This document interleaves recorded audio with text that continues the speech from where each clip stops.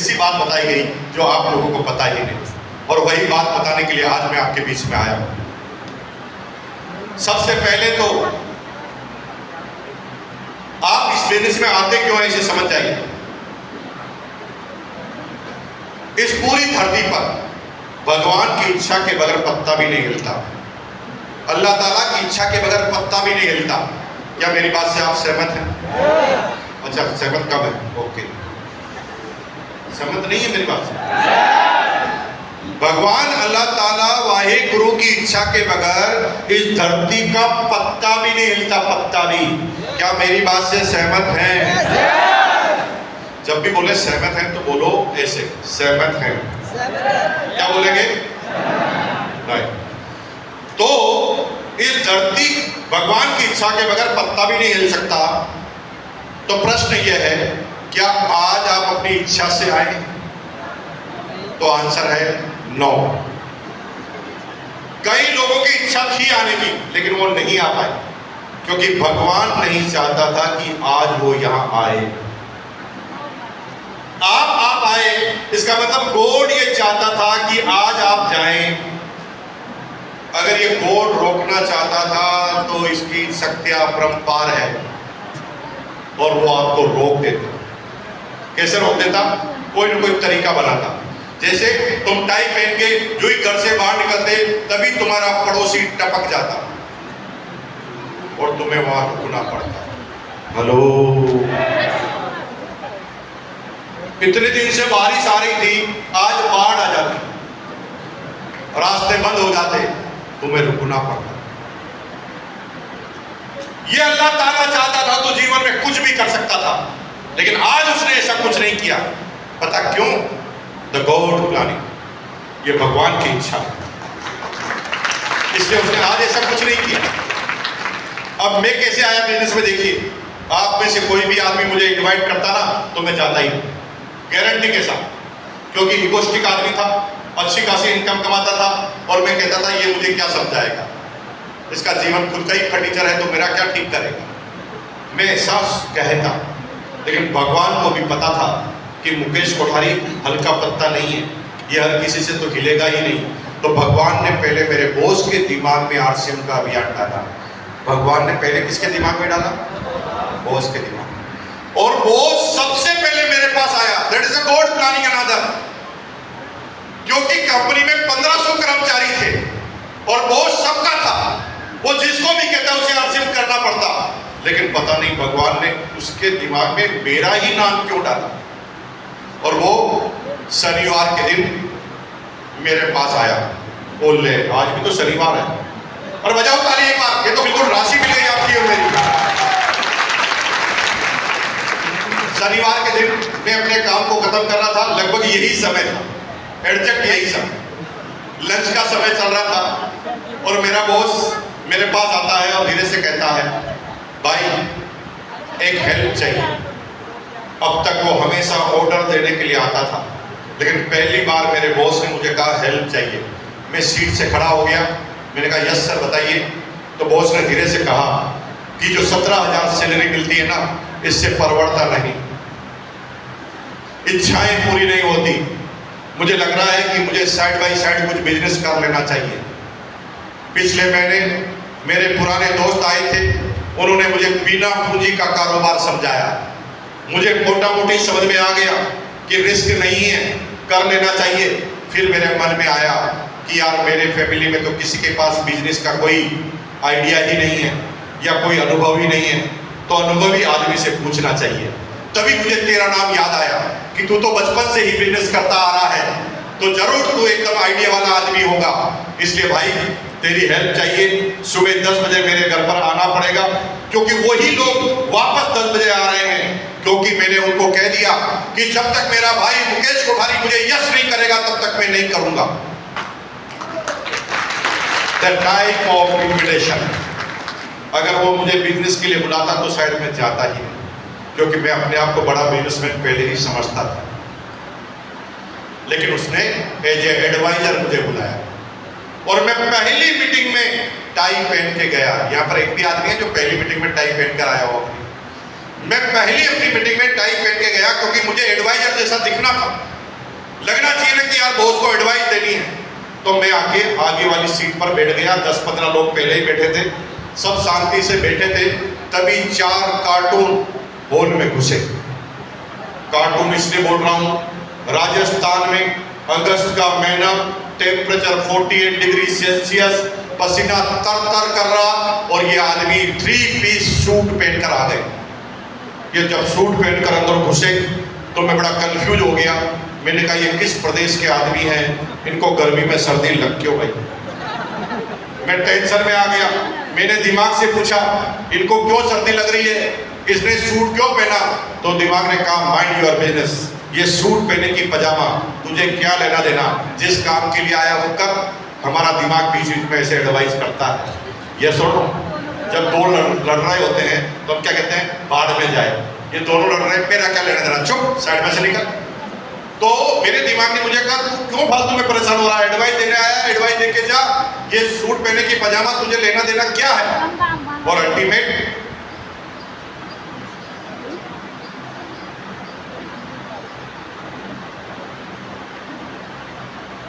Thank you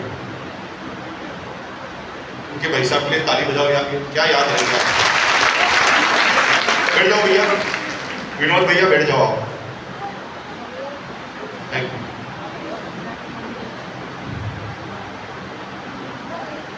ultimate में वहां बैठा रहा, तभी पहला कार्टून सामने आया, 3 पीस सूट पहनकर। उसने आते ही बोला दोस्तों ये जोश का बिजनेस है। मैं कंफ्यूज हो गया, मुझे एकदम हंसी आई। मैंने कहा जोश का बिजनेस कैसे होगा, जोश को तोलेंगे कैसे, जोश की पैकिंग कैसे करेंगे, कितने ग्राम जोश किसको दिया है पता कैसे चलेगा, ये जोश का बिजनेस तो हो नहीं सकता। तो मैंने इग्नोर कर दिया, मैंने कहा ये गलत बता रहा है, जोश का बिजनेस हो नहीं सकता। फिर पहला कार्टून हट गया, दूसरा कार्टून आया। दूसरे कार्टून ने आते ही बोला दोस्तों ये जोश का बिजनेस है, इसलिए बजाओ ताली। मैंने एक भी ताली नहीं बजाई। मैं मन ही मन सोचने लगा, अरे भाई पहले बता तो सही कि ताली किस बात पे बजानी।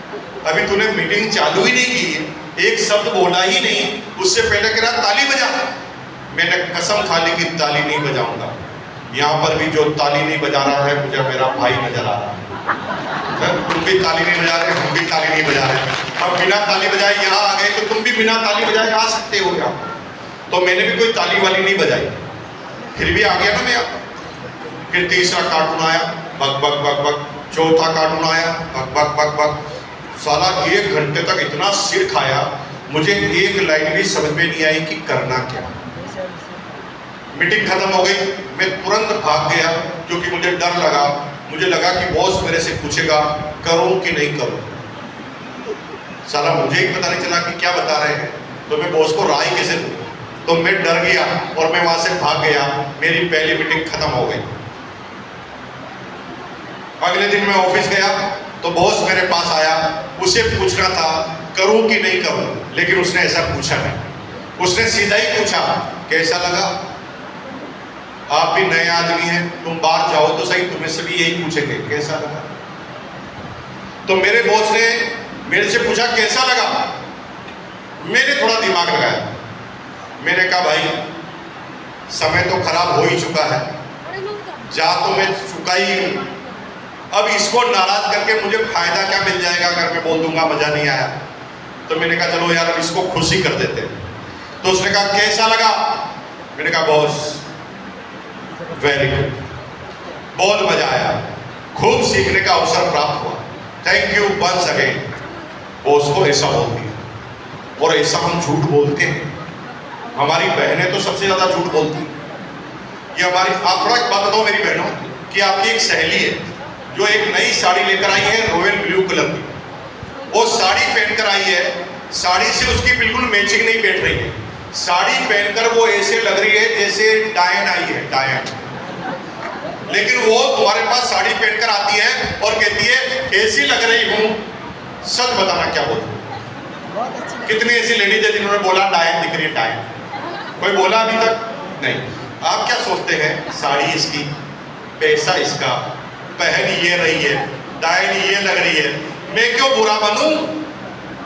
तो आप क्या कहते हैं, सोपा गजब की लग रही। और ये साड़ी कहां से लेकर आई, इसका एड्रेस जरूर दे के जाना। इतने झूठे हैं आप, बाप रे, इतना भी कोई झूठा होता है? लेकिन इतना झूठ बोलते हैं। लेकिन वो भी तो तुम्हारी सहेली है, उसे पता है वो भी झूठ बोलती है, और उसे ये भी पता है कि तुम भी झूठ बोल सकते हो, इसलिए वो रिकन्फर्म करती है, रिकन्फर्म। ऐसे ही तारीफ कर रही हूं कि वास्तव में अच्छी लग रही हूं, तो आप क्या कहते हैं? भगवान कसम। कितने झूठे हैं आप, भगवान की कसम। तो मेरे बॉस ने मुझे रिकन्फर्म किया, वास्तव में मजा आया कि यूं ही मुझे खुश करने के लिए। मैंने कहा बॉस, 6 साल से आपके नीचे काम करता हूं, आप मुझे अच्छी तरह जानते हो, झूठ से मुझे कितनी नफरत है, झूठ मैं बोलना ही नहीं करता हूं कभी, एक जीवन में झूठ बोला तो आप बताओ मुझे। मैं सच बोलता हूं और जोड़े धाड़े सच बोलता हूं, एकदम सही है सर, बहुत मजा आया। वो कहा वेरी गुड, ठीक है, फिर 1500 रुपए दे। और बाप रे, चारों तरफ से तो पहले उसने घेरा मुझे, हर तरह से क्लियर किया, और फिर उसने मेरे से 1500 रुपए मांगे। अब मैं मना कैसे करूं? अब तो मैंने बोल भी दिया कि वास्तव में मजा आया, भगवान की कसम, मैं झूठ भी नहीं बोलता। अब तो इसको मना करने का तरीका क्या? अब तो एक ही तरीका है कि बोलूं कि 1500 रुपए नहीं है। फिर मैंने बोलने लगा 1500 रुपए नहीं है, तभी मुझे दिमाग में आइडिया आया, बॉस है बॉस, ये तुरंत कह देगा चल अभी तेरा मैं दे देता हूँ, सैलरी से काट लूंगा। मैंने कहा कोई तरीका नहीं है, बच्चा है। मेरे हाथ में काले कलर की किट पकड़ाई गई, उसमें 3 जोड़ी कपड़े थे, और मैं कपड़े लेकर घर की तरफ आ रहा था। घर की तरफ मैं जब स्कूटर पे आ रहा था तो मुझे बार बार ख्याल आ रहा था, मैं उल्लू हूँ, मैं पागल हूँ, मैं उल्लू हूँ, मैं पागल हूँ, मैं उल्लू हूँ, मैं पागल हूँ। ऐसे गाना गाता गाता मैं जब घर पे आ रहा था, और मैं सोच रहा था कि अब क्या करूँगा, क्योंकि मैं उल्लू क्यों मान रहा था, क्योंकि मैं जिस कंपनी में काम करता था वो कंपनी कपड़ा ही बनाती थी, और मैं खुद कपड़ा ही बेचता था। और मैं जिस कपड़े को लेकर आया था 175 में, वो खुद में 70 रुपए में बेचता था, और मैं खुद ही उसको 175 में लेकर आ गया। 70 में क्यों बेचता था? क्योंकि कंपनी के मालिक को डायरेक्ट जानता था, कोई विज्ञापन agent, distributor, wholesaler, retailer, transportation, GST कुछ भी जुड़ता नहीं था। सीधा पेड पीस मेरे पास आता था तो मुझे 80 रुपए में मिलता था, लेकिन वो पेड पीस उस समय अगर पटना में आता था तो 200 का मिलता था।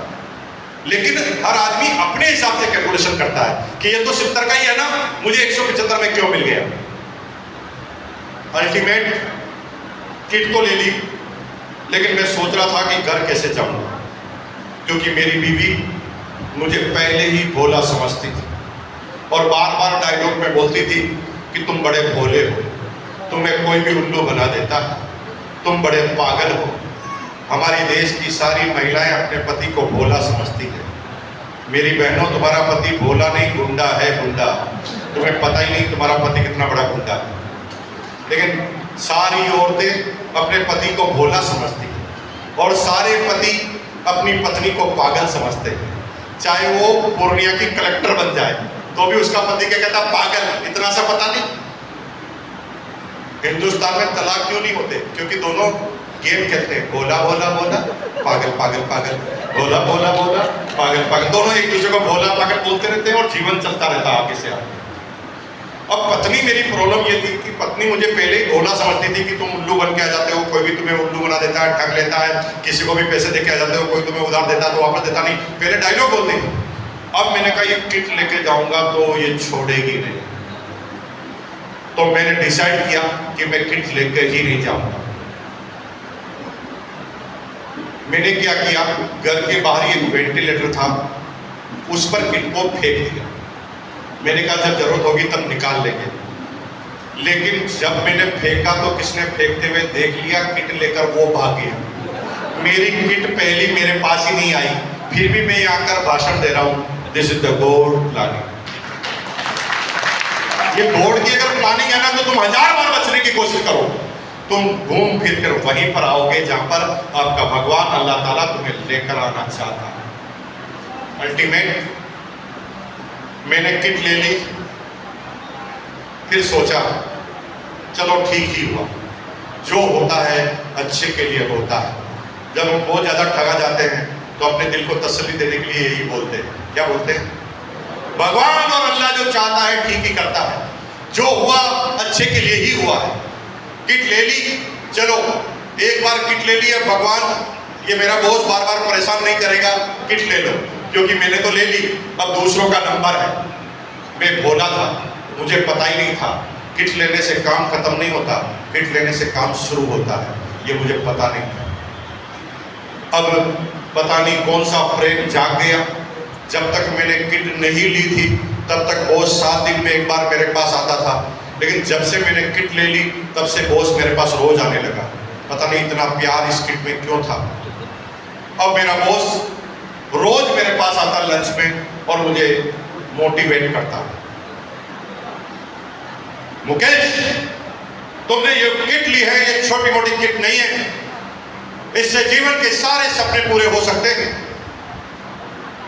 अगर इस किट पर तुम ढंग से काम करो तो इस गांव की सबसे बड़ी गाड़ी तुम्हारी होगी, इस गांव का सबसे बड़ा बंगला तुम्हारा होगा। और इसी के एक्सपर्ट आज शाम को 6 बजे मेवाड़ चैंबर ऑफ कॉमर्स में आ रहे हैं। टिकट की बड़ी मारामारी थी, लेकिन मेरी अपलाइन से 2 टिकट मैंने छीन लिए, क्योंकि मुझे पता है एक तो मैं जाऊंगा, एक मेरा भाई तू है, तू तो मना करेगा ही नहीं। 2 टिकट लेकर आया हूं। पहले ही कंफर्मेशन इतना विश्वास बता देता कि सामने वाला मना करे कैसे। तू तो मेरा भाई है, तू तो मुझे मना करेगा ही नहीं, इसलिए 1 टिकट तेरे, 1 टिकट मेरे लिए लेकर आया हूं। फिर धीरे से कहता था चलेगा ना। अब मैं क्या बोलूं, पहले तो इतना विश्वास दिला दिया कि भाई है उसके लिए लाया, अब मना कैसे करूं। लेकिन मन ही मन सोचता था, एक बार गया था तो 1500 रुपए देकर आया था, अब तेरा बाप भी बुलाएगा तो जाऊंगा नहीं। मन में कंफर्म था, लेकिन मुंह पर कह दिया आऊंगा। अगले दिन 5 मिनट पहले गायब हो जाता था, तो अगले दिन बॉस मेरे से कहता था अरे तेरा वेट करता गया, तेरा टिकट भी खाली गया, आया क्यों नहीं। तो प्रफुल्ल जी मैं उनको कहता था कि बॉस आना चाहता था, आने की तमन्ना थी, बॉस प्लानिंग भी कर रखी थी, सबसे टाइम भी ले लिया था, बीवी को भी कह दिया था, लेकिन जो ही मैं घर से बाहर निकला स्कूटर बंद हो गया, स्कूटर खराब हो गया। ऐसे झूठ आप भी बोलते हैं कि नहीं बोलते हैं? हाँ, झूठ के सरदार हैं। तो मैंने कहा बॉस स्कूटर ही खराब हो गया। अब बॉस को पता था कि मैं झूठ बोल रहा हूं, बॉस को अच्छी तरह पता था कि मैं झूठ बोल रहा हूं, लेकिन बॉस ने मेरे को मुंह पर नहीं बोला। बॉस धीरे से कहता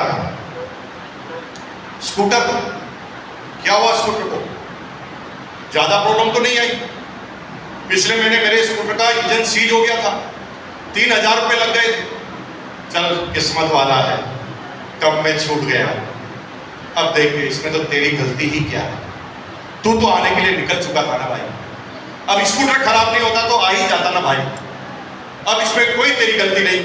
चल कोई बात नहीं, नहीं आया तो मीटिंग तो आज भी है।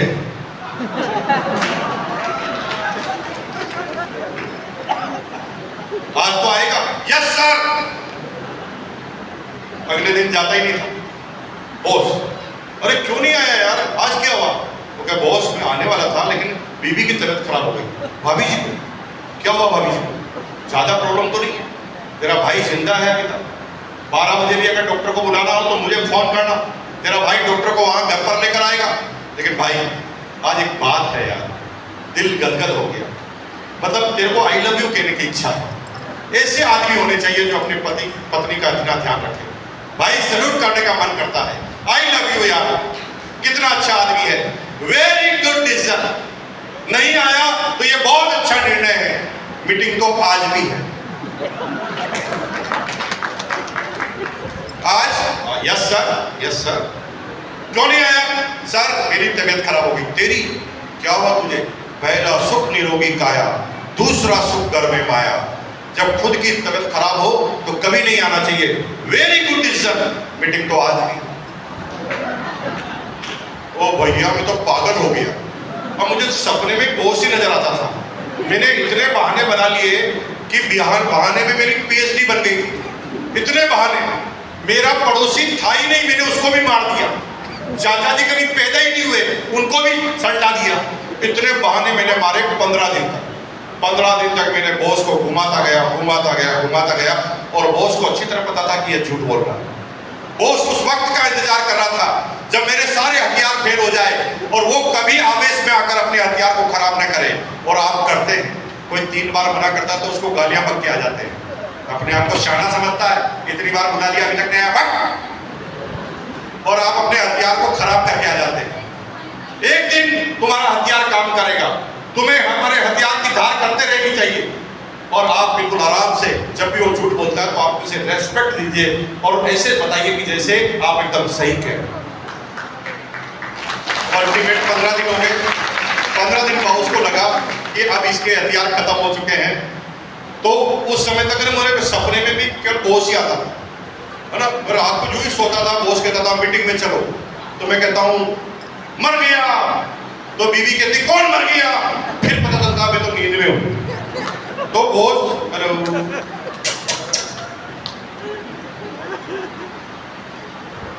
वाह भाई, उसके मम्मी पापा बहुत खुशकिस्मत है। हाँ यहीं पे प्रॉब्लम ये नहीं है, प्रॉब्लम ये है कि कोई ये रहता तो मुझे देखता ही नहीं। प्रॉब्लम ये है, इसको बिठा दो भाई, उस तरफ ले लो, कौन है इसके मम्मी पापा कहाँ है। और बाप रे इतना लंबा सफर तय करके आया है। हेलो हाय,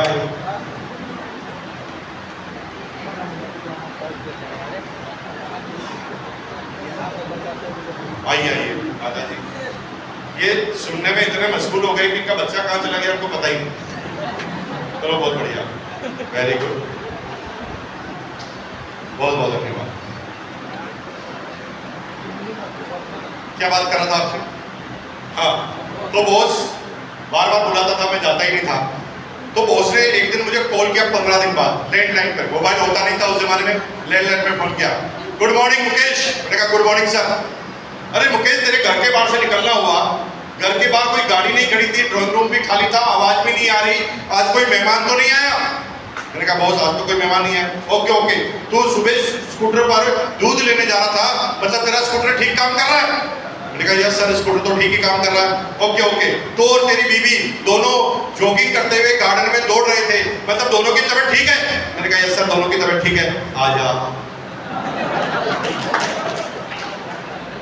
15 दिन बाद मैं गया, लेकिन आज बॉस को निपटाने गया था। मैंने कहा रोज रोज मना करने से अच्छा है आज क्लियर कट मना करके आ जाएंगे। यहाँ पर भी कुछ लोग ऐसे ही आए होंगे कि साला तुझे ही निपटा के आता हूँ, चल तो सही। अलग अलग इच्छाओं के साथ आए होंगे, विचारधाराओं के साथ आए होंगे। कुछ लोग तो ऐसे हैं जिनको झूठ बोल के लाया गया होगा कि शाम को पार्टी देंगे। कुछ लोगों को झूठ बोला होगा 15 मिनट में फ्री हो जाएंगे। कुछ लोग ऐसे होंगे जिनको किडनैप करके लाया गया होगा। कोई जीजा लेकर आया है, किसी को साली लेकर आई है, कैसे भी लाकर आपको यहाँ पर बिठा दिया गया।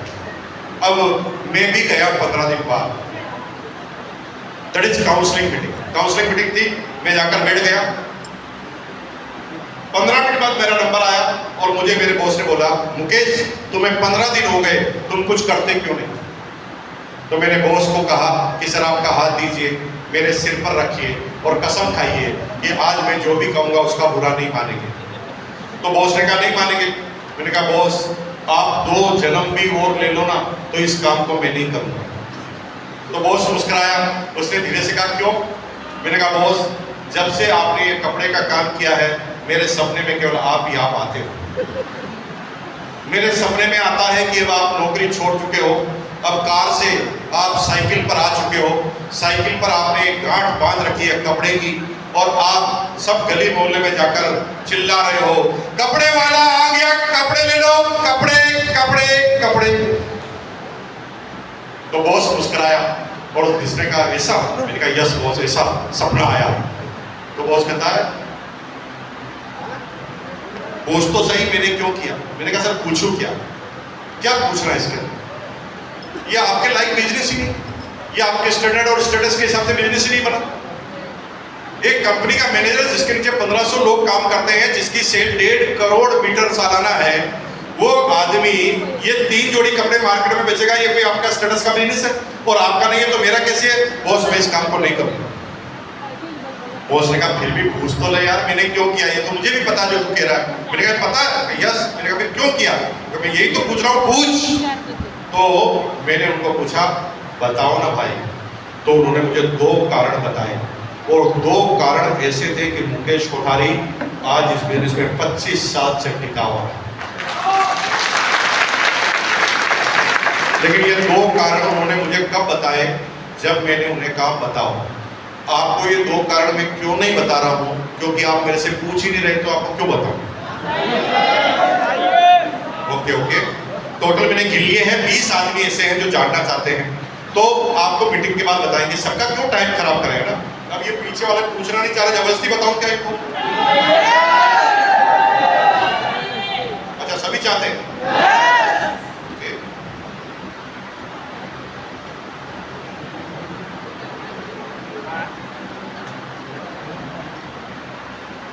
जब भी मेरे से अगर आप पूछना चाहो ना, तो रिक्वेस्ट मोड में बोलना भाई साहब। डरता तो मैं किसी के बाप से नहीं, क्योंकि डरने का समय गया। प्यार से बोलोगे, पूर्णिया में मकान बना के रहने लग जाएंगे तुम्हारे पड़ोस में, और दादागिरी करोगे तो किसी को कुछ भी बताने वाला नहीं, भाग जाऊंगा यहाँ से अचानक। प्यार से बोलो ना यार, इस थोड़ी ऐसे देखो, रिक्वेस्ट मोड में आइए सब लोग अपने हाथ में ऐसे कीजिए, वैसा वैसे कीजिए, ऐसे ऐसे सीधा नहीं रखना, ऐसे भिखारी रखता है, ऐसे रिक्वेस्ट मोड में। और ऐसे बोलिए, देखिए पूरा एक्सप्रेशन के साथ बोलिए, बताओ बताओ। आपके ना आंखें हिल रही है, ना मुंह हिल रहा है, ना एक्सप्रेशन आ रहे हैं, आपकी शक्ल ऐसे लग रही है, अल्लाह के नाम पे दे दे बाबा। अरे भिखारी थोड़ी है, रिक्वेस्ट करो ना यार भाई साहब। रिक्वेस्ट मतलब पूरा चेहरा मुस्कुराहट से भरा हुआ होना चाहिए, आंखें मुंह हिलना चाहिए, है ना। करो सब लोग ऐसे, बताओ बताओ। अरे बताओ मेरे भाई, बताओ। बता देता हूँ, रिक्वेस्ट करोगे बता दो। चलो, मुझे 2 बातें बताई। पहली बात बताई गई,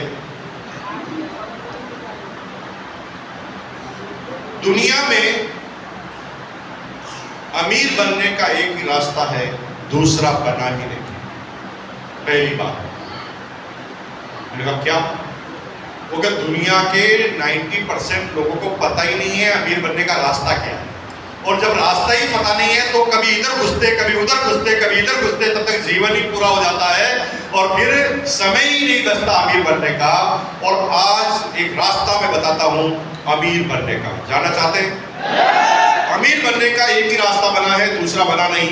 अमीर व्यक्ति भागता नहीं, भागने वालों का सिस्टम बनाता है। हेलो, अमीर व्यक्ति भागता नहीं, भागने का सिस्टम बनाता है।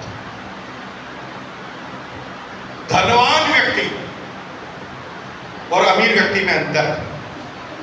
धनवान उसे कहते हैं जिसके पास बहुत सारा पैसा होता है। अमीर उसे कहते हैं जिसके पास पैसों के साथ कुछ चीजें और होती है। जैसे पैसा भी उसके पास खूब सारा होता है, टाइम भी उसके पास खूब सारा होता है, लोग उससे प्यार भी करते हैं, मोहब्बत भी करते हैं, इज्जत भी करते हैं, सिक्योरिटी भी उसकी होती है, टाइम भी उसके पास बहुत सारा होता है और जिंदगी में आनंद लेता है। और वो जब चाहे गाना गाता है। गाना कौन सा? मैं चाहे ये करूं, मैं चाहे वो करूं, मेरी मर्जी। अमीर ये गाना नहीं गा सकता। अमीर आपके, अमीर बोलते हैं, अमीर सोहे का नाम आता है। अमीर अमीर अमीर आदमी जो है ना आपके पूर्णिया में, वो आदमी जो सबसे अमीर है पूर्णिया का, जिसका सबसे बड़ा शोरूम है पूर्णिया में, वो अगर गाना गाए, मैं चाहे ये करूं, मैं चाहे वो करूं, मेरी मर्जी, मैं चाहे रात को 12 बजे दुकान खोलूं, मेरी मर्जी, ऐसा कर सकता है? 12 बजे दुकान खोलेगा तो दिवालिया हो जाएगा, ग्राहक कोई आएगा ही नहीं। 12 बजे तो सब सो जाते हैं। वो गाना नहीं गा सकते। वो धनवान है, अमीर नहीं। अमीर ही गाना गा सकता है, मैं चाहे ये करूं, मैं चाहे वो करूं, मेरी मर्जी। क्योंकि अमीर आदमी सिस्टम का निर्माण करते हैं। जब वो काम करना रुक जाते हैं तब भी उनका काम चालू रहता है। जैसे मुकेश अंबानी जी अमीर हैं। मुकेश अंबानी जब रात को सो जाते हैं तब भी पेट्रोल बनना, पेट्रोल बिकना और पेट्रोल भरना चालू रहता है। वो जब सो रहे होते हैं तब भी उनका काम चालू रहता है, और अमीर बनते ही तब हैं जब आप सो जाएं तब भी आपका काम चालू रहे। बोलो जय आरसीएम।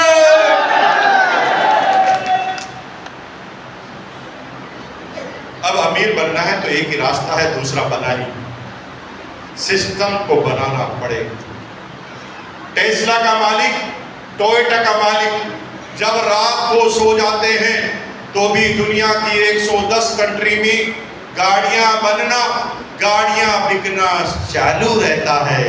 इसलिए वो अमीर है क्योंकि उन्होंने अमीरी का सिस्टम बना दिया। मुकेश कोठारी अमीर क्यों है? पैसा तो पूर्णिया में जो करोड़पति है उससे मेरे पास कम हो सकता है, लेकिन फिर भी वो धनवान है, हम अमीर हैं क्योंकि उनका काम उन पर निर्भर करता है। हमारा काम हमारे पर निर्भर ही नहीं करता क्योंकि हमने तो सिस्टम बना दिया है। ईस्ट में हमारी डाउन लाइन मणिपुर, मिजोरम, नागालैंड में है जहाँ पर 4:30 बजे ही उजाला हो जाता है, और हमारे राजस्थान भीलवाड़ा में 6:30 बजे उजाला होता है। जब 6:30 बजे हम सो रहे होते हैं तब मणिपुर, मिजोरम, नागालैंड के आदमी काम धंधे पे जा चुके होते हैं। वो सुबह 4:30 बजे उठकर 8 सिम की अगरबत्ती निकालते हैं, भगवान के सामने जाकर भजन गाते हैं, आरती करते हैं, ओम जय जगदीश हरे, और जो ही वो बोलते हैं हरे, हमारे घर में हरे हरे हरे हरे हरे हरे। हमने एक ऐसे सिस्टम का निर्माण कर दिया है कि अब हम काम करें या न करें हमारे जीवन पे कोई फर्क नहीं आता। क्यों? क्योंकि हमारी टीम में आप हैं। प्रफुल्ल जी, एक प्रश्न करना चाहता हूं। कभी मन में विचार आया कि आरसीएम इसलिए करना चाहिए कि अगर हम आरसीएम नहीं करेंगे तो मुकेश जी के बच्चे क्या खाएंगे? ये तो कभी नहीं सुना। आप कभी मेरे बच्चे के बारे में संजीव जी सोचा? कभी आपने कभी मेरे बच्चों के बारे में नहीं सोचा? आप जब भी सोचते हैं अपने बच्चों के बारे में सोचते हैं, और इसी बिजनेस की यही यूनिकनेस है। जब जब भी हिंदुस्तान का एक एक व्यक्ति अपने बच्चों के बारे में सोचेगा, मुकेश कोठारी के बच्चों का भविष्य सुरक्षित है, दुनिया की कोई ताकत उसे नहीं रोक। तो अमीर बनने का क्या तरीका है? हेलो, क्या करना पड़ेगा? क्या अभी आप ऐसा कोई काम कर रहे हैं जिससे अमीर बन जाए? नहीं, आप धनवान बनने के काम कर रहे हैं, पैसा इकट्ठा करने के काम कर रहे हैं, उससे आप धनवान बनेंगे। लेकिन बीबी आपकी कभी बोलेगी ना, चलो जी, सुनो जी, स्विट्जरलैंड घुमा के लाओ ना, तो बीबी को आप कहेंगे ये पैसे ले जाना, तेरी सहेली के साथ घूम के आना, मेरे पास तो मरने की फुर्सत नहीं है। हेलो, धनवान के पास फुर्सत नहीं होती, और अमीर के पास इतना टाइम होता है। अमीर एक झटके से करोड़ों कमा लेता है। अभी 7,000 करोड़ रुपए मुकेश अंबानी ने अपने बच्चे की शादी में लगाए, और उसने 40 दिन तक शादियां की, कभी इधर पार्टी कभी उधर पार्टी, 40 दिन से वो शादियां ही कर रहा है। फिर 7,000 करोड़ का जब खर्चा आया तो उसने एक ऑर्डर दिया, सबका 38 रुपए बढ़ा दो, और इंडिया में सबका 38 बढ़ाया, शादी फ्री, क्योंकि सिस्टम बना हुआ है। हेलो,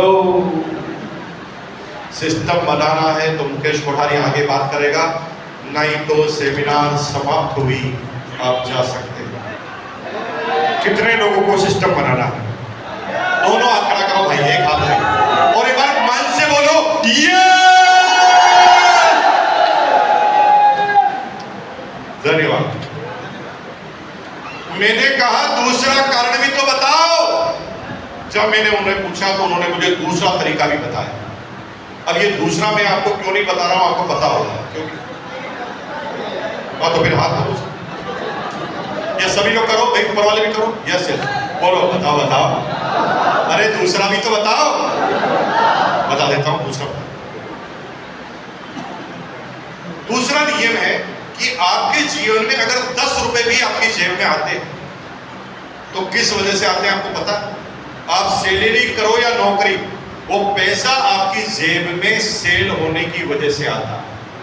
कहीं ना कहीं सेल होती है इसलिए पैसा आता है। किसान खेती करने से पैसा आता है कि किसान की फसल बिकने से